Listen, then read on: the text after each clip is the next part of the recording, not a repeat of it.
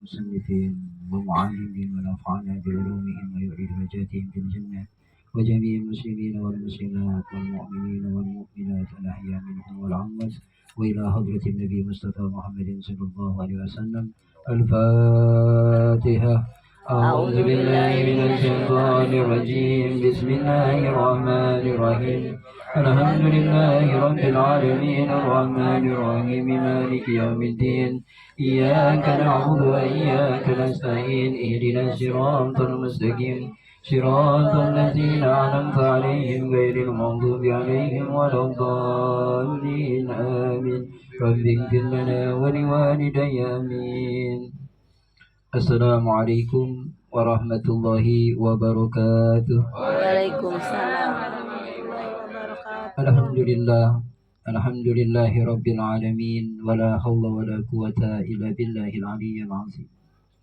Asyhadu an la ilaha illallah wa asyhadu anna Muhammadan abduhu wa rasuluhu la nabiyya ba'da. Allahumma salli wa sallim wa barik ala sayyidina Muhammadin wa ala alihi wa ashabihi ajma'in, amma ba'du. Ya ayuhan nas ittaqullaha haqqa tuqatih wa la tamutunna illa wa antum muslimun. Para hadirin jamaah majlis Nurul Jannah yang dicintai dan dimuliakan oleh Allah. Wabil khusus Ketua Majlis Bapak Ustadz Adi Mashkur, Bapak Ustadz Ahmad, Bapak Awasi, dan seluruh para jamaah sekalian yang tidak saya tuturkan satu persatu, namun hormat takzim kepada seluruh para jamaah dan juga Ibu Nur dan semuanya, para keluarga semua. Mudah-mudahan kita semua mendapatkan rahmat dari Allah Subhanahu wa Ta'ala dan dimudahkan urusan dunia dan akhirat kita. Para jamaah sekalian yang dicintai dan dimuliakan oleh Allah, dalam hidup ini kita melihat begitu Allah Subhanahu wa Ta'ala selalu memberikan kasih sayangnya pada kita. Siapa sih yang tidak tahu sifat kita dengan keburukan kita di hadapan Allah yang Maha mengetahui? Dalam setiap keadaan Allah Subhanahu wa Ta'ala zat yang Maha tahu. Kalau manusia tahu kejelekan kita, dia benci. Kalau manusia tahu kehinaan kita, dia mencaci maki. Kalau manusia itu tahu keburukan kita, dia akan memalingkan muka. Tapi Allah zat yang Maha tahu kehinaan kita. Allah zat yang Maha tahu kekotoran kita, keburukan kita, tingkah laku kita. Ternyata Allah tidak memalingkan muka. Dikumpulkan kita dalam majlis. Untuk apa? Mendapatkan rahmatnya. Dan juga Allah Subhanahu wa Ta'ala selalu membuka pintu untuk bagi setiap manusia yang menyadari bahwa kesalahan mereka ditatap oleh Allah. Sehingga ada orang yang tanya kepada Syekh Ibrahim bin Adam. Dia bilang, Tuhan, boleh saya bermaksiat? Silakan kau bermaksiat. Cari tempat yang tidak dilihat oleh Allah. Tapi muridnya ini bilang, wahai Tuhan, di mana tempat yang tidak dilihat oleh Allah, aku bermaksiat? Kalau tidak ada tempat yang tidak dilihat oleh Allah, kau bermaksiat, berarti tidak ada tempat untuk bermaksiat. Oleh karenanya, kesalahan seorang hamba agar hamba itu semakin mengenal dirinya. Sedangkan kebaikan yang dilakukan oleh seorang hamba mengenal Allah zat yang memberikan petunjuk dan hidayah di dalam kehidupannya. Barang siapa yang melihat hidayah dan petunjuk Allah di dalam setiap aktivitas kebaikannya, maka dia semakin ma'rifat dengan Allah. Barang siapa yang mengenal dirinya dengan segala keburukannya, dia selalu menundukkan kepalanya, tidak akan pernah menyombongkan dirinya. Orang sombong itu adalah orang yang tidak melihat kekurangan. Orang yang sombong adalah orang yang tidak melihat bahwa dirinya itu ada kelemahan. Oleh karenanya, iblis lanatullah sombong, dia tidak tahu kelemahannya, sehingga bisa melakukan kesombongan. Sehingga orang yang sombong itu adalah orang yang salah, yang bahkan tidak diampuni oleh Allah karena kesombongannya tidak layak untuk dia sombongkan. Para jamaah sekalian, puji syukur pada Allah atas limpahan rahmatnya, dan semoga kita semua ketika berjumpa dengan Allah, Allah senang dengan kita. Walaupun kalau malaikat itu datang, kadang-kadang malaikat itu dinampakkan. Jadi Nabi bilang, andai kata engkau akan bertemu dengan ajalmu, maka malaikat itu kalau dia datang kepada orang yang baik, dia akan berwajah dan dalam keadaan berseri-seri. Cahayanya bagaikan cahaya matahari, dan dia membawa kain kafan dari surga. Dan setelah itu baru malaikat Israel mulai mencabutnya dan meletakkan ruh ke dalam kain kafan dari surga. Baunya harum semerbak. Tapi andai kata dia adalah orang yang ahli maksiat yang tidak pernah menyadari kemaksiatan, setiap maksiat itu akan masuk dalam neraka kalau orang itu tidak mau mengakui kemaksiatannya dan tidak mau taubat. Tapi ada juga orang yang bermaksiat dia masuk surga karena di balik kemaksiatannya ada penyesalan, ada rasa ketidaksenangan dengan maksiat, ada rasa ketakutan dengan Allah. Oleh karenanya manusia itu adalah tempatnya mahalul khotoya. Gunakan kesalahan yang terjadi bukan untuk semakin kita menikmati kesalahan, tapi menjadi orang yang sadar dengan setiap kesalahan. Oleh karenanya Nabi bilang sudah orang itu dibawa ruhnya. Sampai ketika ruhnya itu harum maka diangkatnya sampai langit yang ketujuhnya. Tapi kalau orang itu dalam keadaan penuh dengan maksiat dan dia dengan dosa, maka malaikat datang dengan wajah yang sangat hitam dan menakutkan sekali. Sehingga ketika itu baunya pun ruh itu menjadi busuk dan tidak menyenangkan. Dan dia dibawa kepada satu tempat yang tidak nyaman. Jadi kalau kita lagi duduk, kita lagi senang, kira-kira kayak gimana nih? Kita lagi makan enak, malaikat datang. Israel. Setiap orang yang mau mati itu diperlihatkan malaikat. Makanya kalau malaikat itu Israel sudah kelihatan sama manusia mau mati, nggak jadi kacau urusan. Kenapa? Ntar dia cerita lagi. Ya kan? Makanya setiap orang yang ketemu dengan malaikat Israel pasti mati. Kalau dia nggak mati, ntar bocorin lagi. Akhirnya dia selfie atau di Facebook dibilang kan kacau zaman ini. Makanya malaikat itu tidak pernah gagal. Kalau gagal ngawur ceritanya kemana-mana. Bisa-bisa jadi di YouTube jadi viral urusannya. Orang yang bertemu dengan malaikat Israel nggak jadi mati. Jadi semua mati ditampakkan. Tapi ada orang yang matinya itu senang. Kenapa? Karena dia tidak mencintai dunia. Tapi ada orang yang matinya itu tidak senang. Kenapa? Karena saat dia mati Allah telah memberikan dunia. Jadi ada orang mau mati hari ini, Allah kasih dunia yang banyak. Kira-kira gimana tuh?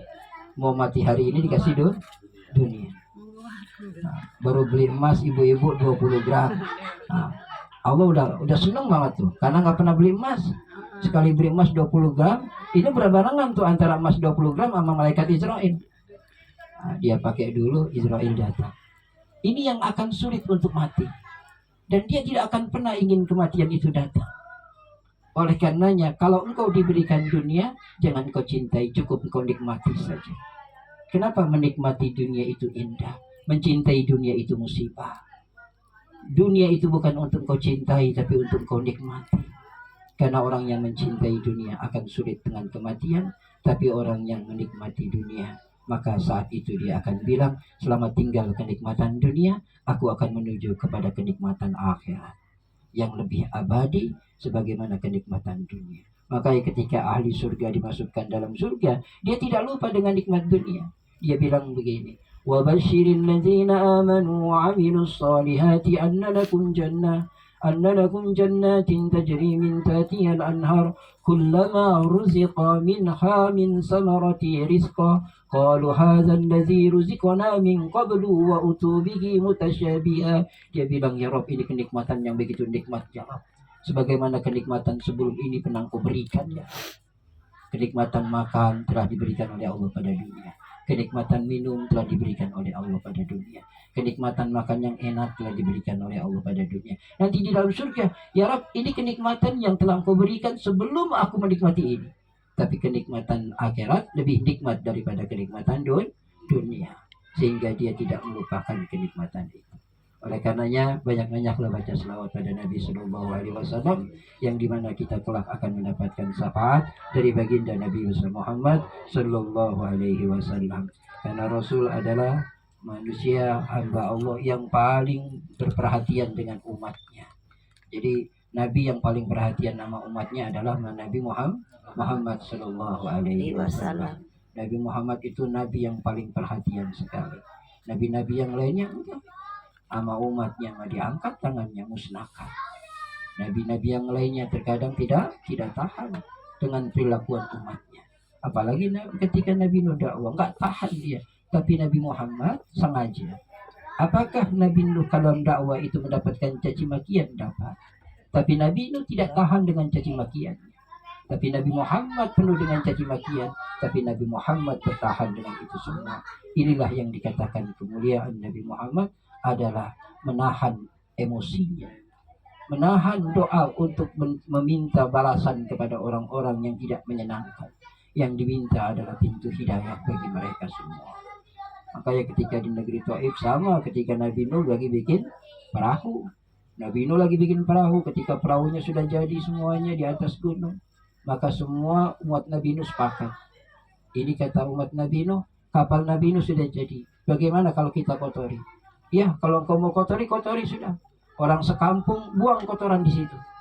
Jadi jambannya itu adalah perahu Nabi Nuh. Kalau mau buang hajat, datang ke kapal Nabi Nuh. Kira-kira kalau ada kapal orang satu kampung buang air besar, penuh gak tuh? Penuh. Sepiting juga kalah. Nah, Nabi Nuh kaget dengan hal itu. Kapalnya penuh dengan kotoran. Dan saat itu Nabi Nuh alaihissalam bingung bagaimana untuk membersihkannya. Enggak tahan dia dengan kaumnya. Tapi Nabi Nuh alaihissalam diberikan kabar oleh Allah. Sudah Nuh, nanti mereka sendiri yang ambil kotoran mereka.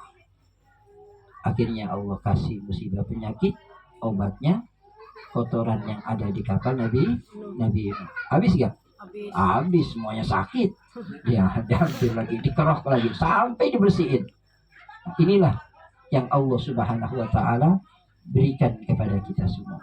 Jadi kita semua adalah orang-orang yang dicintai oleh Allah Subhanahu wa taala, karena Allah Subhanahu wa taala selalu menerima ketika kita taubat di hadapan Allah. Orang kalau tidak cinta, maka kesalahannya tidak diampuni. Tapi orang yang dicintai adalah kesalahannya diampuni. Inilah yang dikatakan bahwa Allah adalah Ghafurur Rahim, Zat yang Maha Pengampun, karena Nabi Shallallahu Alaihi Wasallam adalah Nabi terakhir yang menutup, yang memberikan kabar kepada setiap umat manusia tentang sifat Allah yang Ghafurur Rahim, tentang sifat Allah yang Alia Arhamur Rahimin. Dikasih tahu semuanya oleh Rasul, sehingga sahabat sudah kenal Allah sudah. Mau susah mau senang, pokoknya hubungan dengan Allah selesai sudah. Jadi kalau dia sudah dekat dengan Allah, itu adalah kenikmatan. Dunia tidak dia jadikan kenikmatan. Makanya kalau kita bisa sholat berjamaah, kita bisa sholat 5 waktu, hidup kita masih kurang makan, atau ada orang yang makanannya kekurangan tapi sholat 5 waktu nggak dikerjain, mana yang lebih bahagia? Yang bahagia adalah 5 waktu dikerjakan walaupun dia kekurangan. Sedangkan orang yang kebutuhannya terpenuhi dia tidak sholat, maka ini adalah orang yang mendapatkan musibah. Banyakan orang yang bingung kalau kekurangan duit apa kekurangan sholat. Banyakan kekurangan duit. Kekurangan makan pusing. Jadi kalau kekurangan makanan pusing nggak?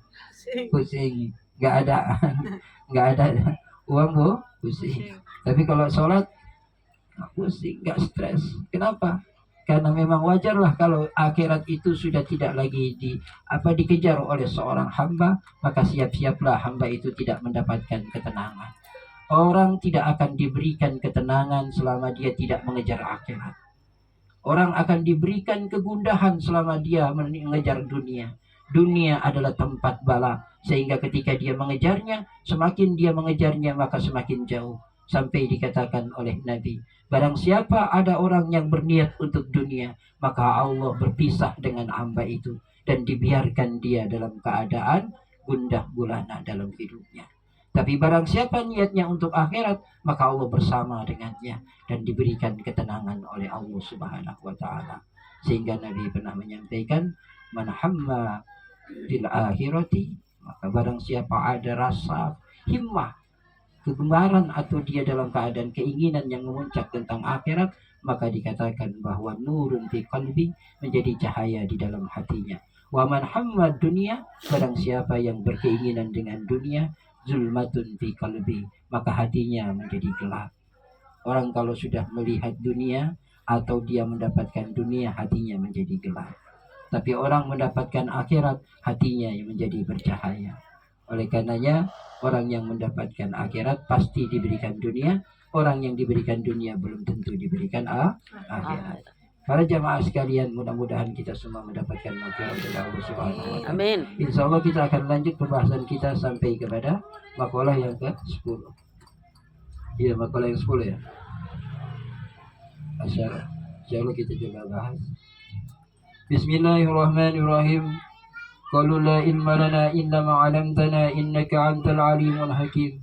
Allahumma hdini fi man hadait. Qalu la ilma lana illa ma 'allamtana illa ma 'allamtana. Wal maqalatul 'asharatu, dan makalah yang ke-10. Qala berkata siapa Nabi sallallahu alaihi wasallam, yaitu Nabi sallallahu alaihi wasallam bersabda, salasatun nafarin, 3 kelompok, yuzilluhum, yang dinaungi hum mereka semua, siapa Allahu Allah, tahta zilli, yaitu di bawah naungan arsy, akan arsy-Nya. Yauma, yaitu pada hari, la zilla, yang tidak ada naungan, illa zilluhu, kecuali naungan arsy Allah. Ai, maksudnya yaumal kiamati, pada hari kiamat. Jadi kata Nabi, nanti hari kiamat itu tidak ada naungan. Matahari berada sejengkal di atas kepala. Ya, jadi kalau matahari sejengkal di atas kepala, kayak gimana tahu? Matahari masih jauh saja kita sudah terasa panas, apalagi matahari didekatkan. Dan itu tidak ada naungan sama sekali. Tapi kata Nabi bilang pada hari itu, salasatun nafarin yuzillukumullahu tahta zilli arsyihi. Pada hari itu ada 3 kelompok yang dimana dinaungi oleh Allah Subhanahu wa Ta'ala. Jadi kalau ada hujan pasti ada tempat teduh.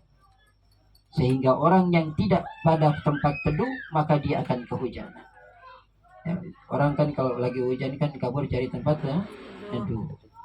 Kalau tempat teduhnya ada, sudah nyaman dia, nggak jadi masalah walaupun hujan. Yang jadi masalah adalah hujan nggak ada tempat teduh. Jas hujan kagak bawa, tempat teduh kagak masalah gak? Masalah. Tapi ada orang yang